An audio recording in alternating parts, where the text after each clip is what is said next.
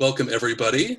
This is our group presentation of hookup and dating apps and the impact that just has on people and on culture. My name is Tim, and we've also got Haley and Danny. So we're specifically looking at hookup and app dating culture in relation to counseling. And then we'll go to the next slide. Awesome. And then this is just a general overview of different things that we'll be looking at throughout this presentation and what's important to know about dating apps today and the dating scene in relation to our clients and why it might be important.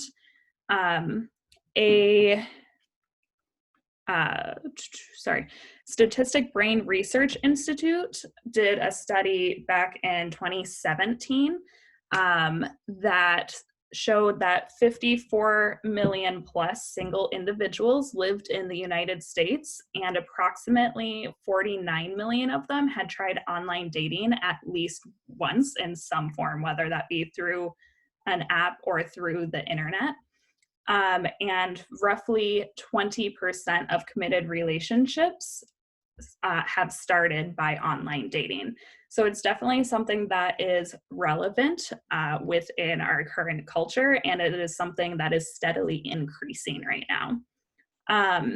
And one of the things that we saw was that the perception of gender norms and differences in communication are very prevalent within dating apps as well, but it's a little bit different at the same time. And so there has been a lot of research on expectations of who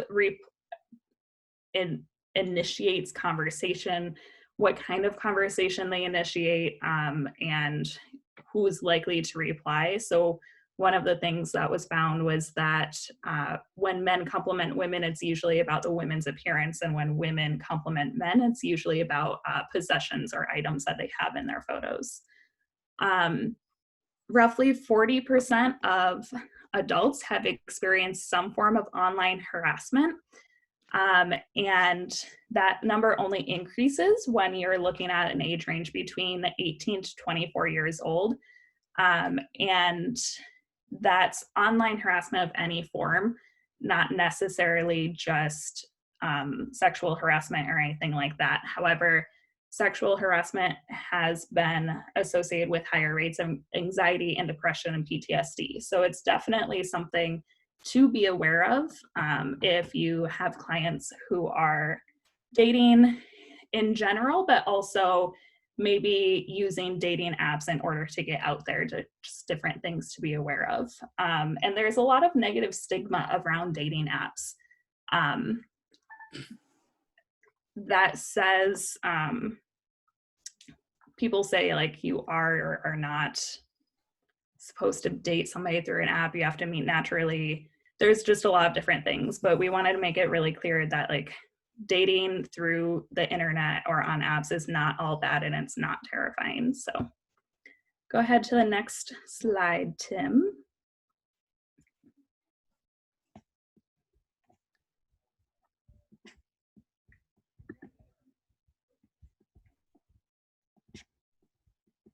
Oh, awesome.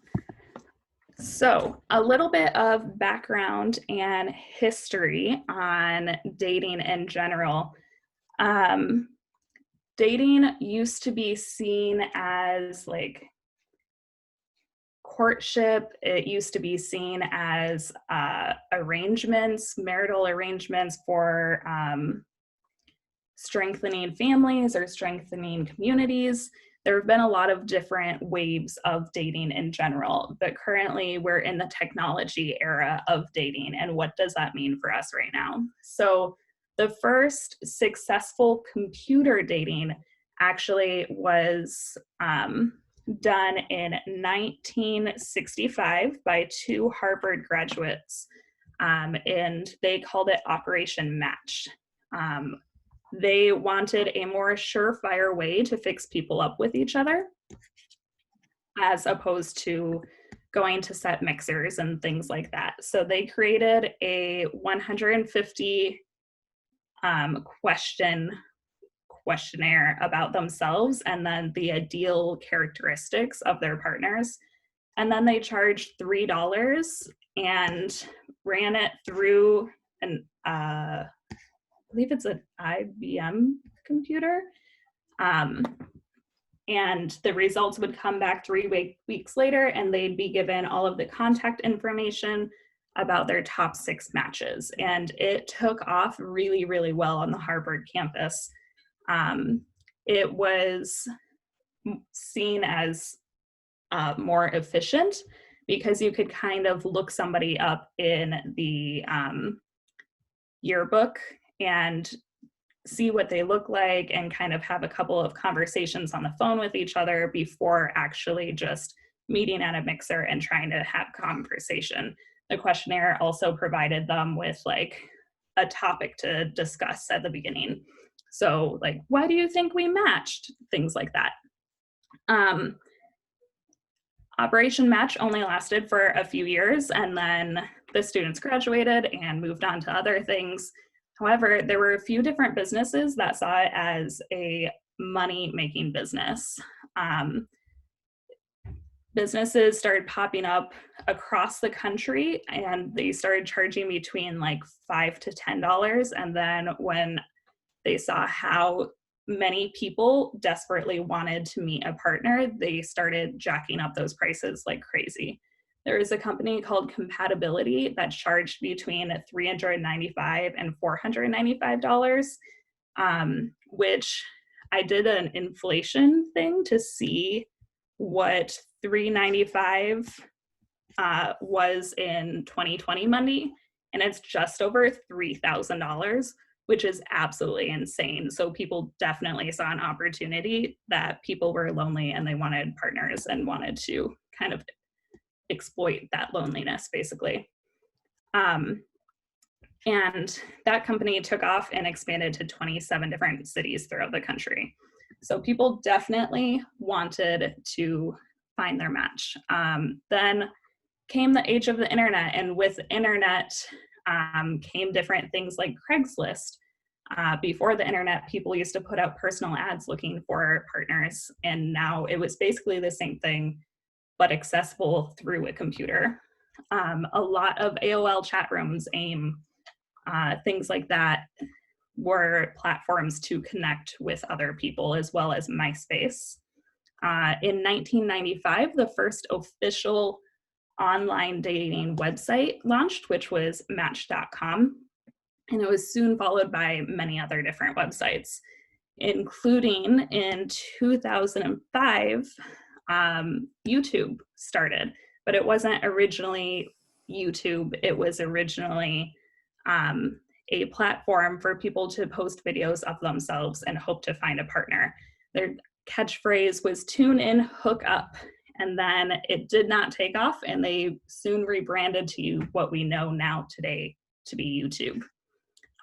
Then everything changed in 2007 when the iPhone was first released.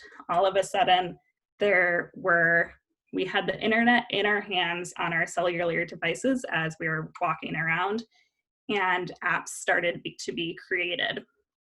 We no longer had to sit at a computer in order to go on the internet for Match.com, and people knew that everybody was wanting and longing for a partner, and it was a surefire way to make some quick money in launching new apps fast.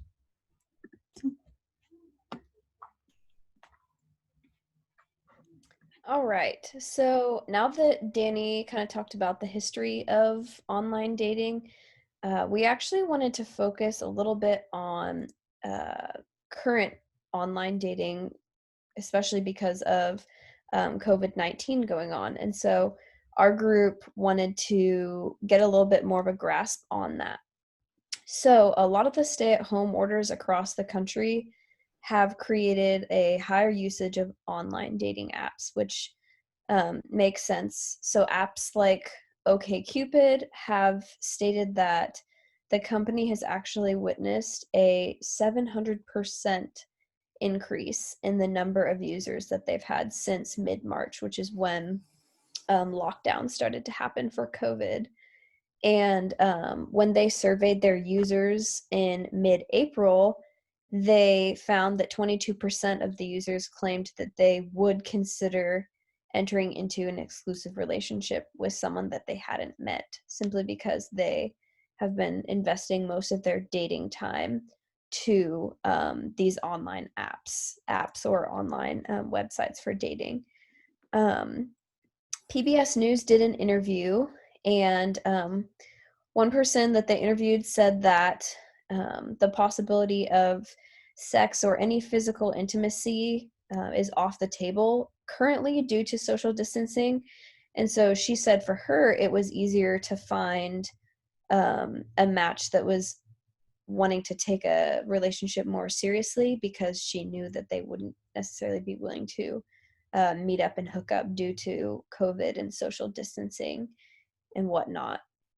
And also for other interviewees who were interviewed by PBS News, a majority of them claimed that online dating required more effort due to the pandemic, which benefited those who were looking for more stable, serious relationships.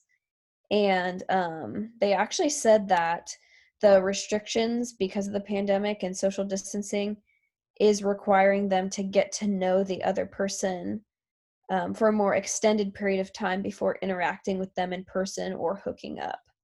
And so deeper conversations were had earlier on due to the limited activities they could do outside of sitting and talking over FaceTime or chatting, texting on the apps. And that being said, some of the interviewees actually had the opposite opinion, that due to the pandemic's mass unemployment stress, as well as worrying about the fatal risks that COVID brings with it, they have not felt comfortable pursuing relationships. And that also includes online relationships. And they've also claimed that video dates don't feel as genuine to them, and made them feel unsure if the romantic connection was actually there because they weren't face to face with the person. So there's kind of two sides to that. Casual X, which is a leading hookup app, they conducted a survey which found that almost 23% of their users have given up hookups due to COVID-19, meaning they might still be talking with people, but they're not agreeing to hookups. And this was a survey that Casual X did in their top 6 countries that were most popular for their app, which does include the United States. And 22% of the respondents claimed that they were going to postpone the hookups even if they were talking with someone. So yeah, basically online dating during COVID-19 has created a little bit of a new way of looking and thinking about dating. So do you need to dress up for your FaceTime date, or will you feel more comfortable and less pressure since you're in the environment of your house rather than meeting up at a bar? You can go to the next slide, Tim. Great, thanks, Haley. So for this portion, I'm just going to be addressing feelings of shame, control, and also opportunity that inevitably come with using dating apps and hookup apps. And so despite the normalcy of these apps in the current world of dating, there's still an enormous amount of shame regarding app use, sort of this reluctance to mention where you met. So there's that great irony there that dating apps have become a big part of our culture, and yet there still seems to be this sense of shame that's still lingering around these dating apps. This also brings about a tremendous feeling of control that is given to users who maybe like to be more introverted or like to call more of the shots. So in a 2017 survey conducted by Mitchell Hobbs, 66% of survey respondents agreed that apps afford them a feeling of control over their romantic and sexual encounters. So this is a tremendous advantage and incentive for people to keep on using these apps.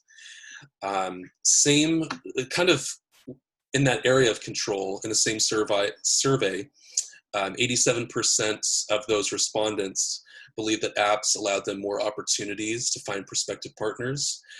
So what does this mean for working with our clients? It's important to acknowledge the prevalence of dating app culture and the feelings of shame, control, and opportunity that come with it. So just to keep that in mind. There's still a lot of stigma surrounding apps.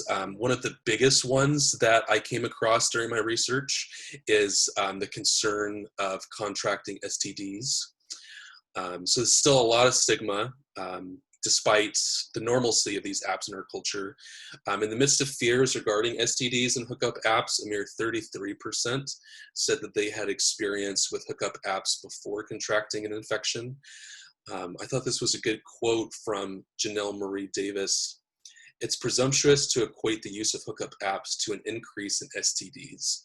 Many people contract an STD not because they join hookup apps or have multiple partners, but because they do not practice comprehensive, safer sex.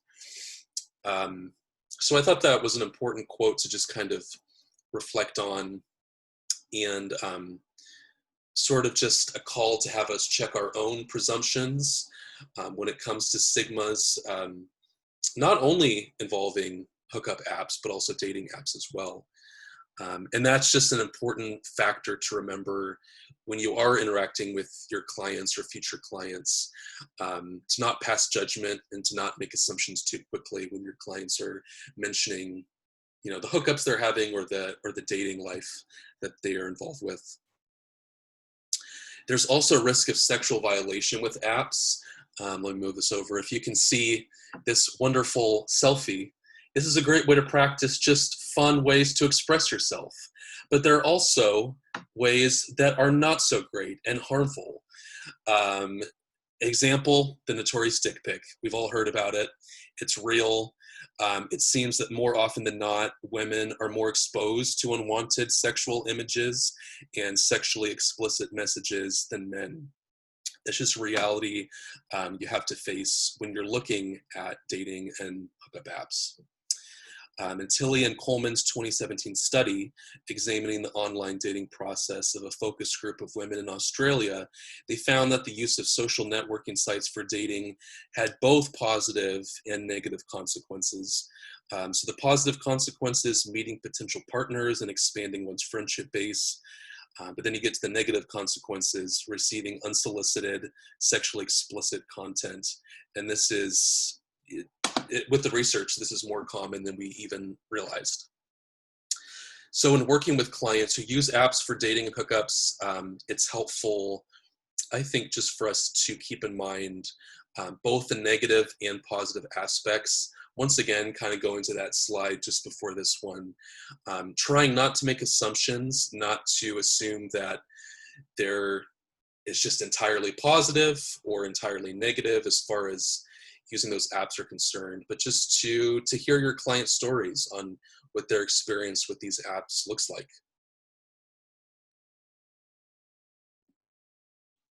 All right. So, going off of what Tim just talked about, we wanted to tie all of this in with discussing clinical implications and treatment planning involving this topic and clients that we're going to see in our offices. And I actually found this post on Counseling Today, which is a publication of the American Counseling Association. And it focused on how to work with clients who actively engage in online dating.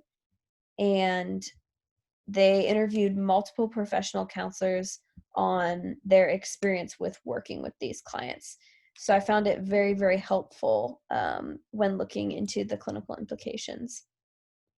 Online dating, like we've talked about, can be a great way for people to meet others who are outside of their usual circle of people and connect with potential partners that they might not normally run into. And based off the article that I found, one of the most helpful questions um, that the counselor said that they could ask their clients about online dating is why they chose to sign up in the first place. And they said that they found this really helpful because the answer can provide insight into the client's goals, their intent, and their motivations. And of course, just like traditional dating, there can be a range of motivations that your client might have. So addressing those together. One of the therapists that was interviewed, her name was Rachel Dack, and she said that online dating carries the potential of disappointment and anxiety, which I think is very common also in traditional dating. However, she said that if approached in the correct, healthy manner, she has seen many of her clients have positive experiences with it. And she said that it's helpful for counselors to understand that sometimes online dating takes an extended period of time before finding the right relationship. And that's what she's found with her clients she's worked with, just like traditional dating. And she said that because of this, she has been able to help clients with patience and setting realistic expectations for dating. And often, social media and pop culture can offer an unrealistic picture of online dating culture. And it's helpful to reframe that for your client and normalize online dating, like we were talking about, because it is very common in our culture, even though there are some shame elements that might come with it. She also found that online dating works for different clients based off their personalities. She said that online dating, this is a quote from her, online dating can be a powerful tool for clients who are more shy or introverted and unlikely to approach new people in public. You can get to know someone slowly over time instead of trying to approach someone and make decisions right away. So I thought that was very insightful because she specifically addressed how she had seen clients who are on the more shy or less assertive side really benefit from online dating. Another clinical implication is, as we've learned in this program, it's super important for therapists to have cultural competency. And another therapist in this article was interviewed, and he said that therapists should have a basic understanding of what online dating is and how it works, so that when your client comes in and they want to discuss it, you have a general idea of what it is, which I think makes sense for anything that our client would come in with. That's why cultural competency is so important. And yeah, and so I know that there is, and the therapist acknowledged this as well, that there is minimal scholarly research on the topic, but just getting a general overview can really benefit that therapeutic relationship. And another thing that was addressed in the article is that counselor biases about online dating, which Tim briefly addressed. It's important to figure out what yours are and maybe work through those on your own, so that when a client does come in, you don't project that onto them and they can feel comfortable sharing. And yeah, one of the therapists that was interviewed, Mark Thatcher, said, "It's really easy to say as a therapist, online dating is dangerous. But when you dig down into it, it's as dangerous as traditional dating. Two common criticisms of online dating are that it's dangerous and people lie about themselves. I would argue those things can be true in traditional dating just as much." So I think that's really important to address your biases on online dating as a therapist so you can work more effectively with your client.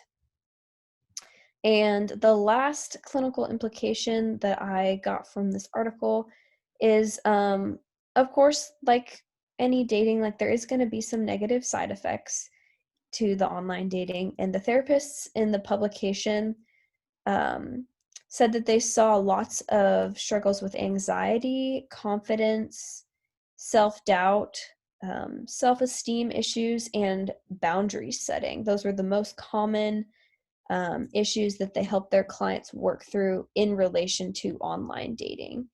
And for example, a lack of replies to messages could damage a client's self-worth or make them feel rejected. Or if their photos aren't liked as much on their profile. And so working with clients to focus on themselves and become the person that they would rather be, as opposed to changing themselves or bettering themselves to get a better potential to match with someone. Yeah, so just working with your clients through those things. Those were the big clinical implications I found from that article, and it was very helpful. So I recommend checking it out. It is on our references page. You can go ahead and go to the next slide, Tim. So we wanted to leave you guys with a couple of resources that we were not able to cover. So there is this YouTube video that we put on here that you can click the link to, or you can pause the video and type in the link, I guess is how it's going to work.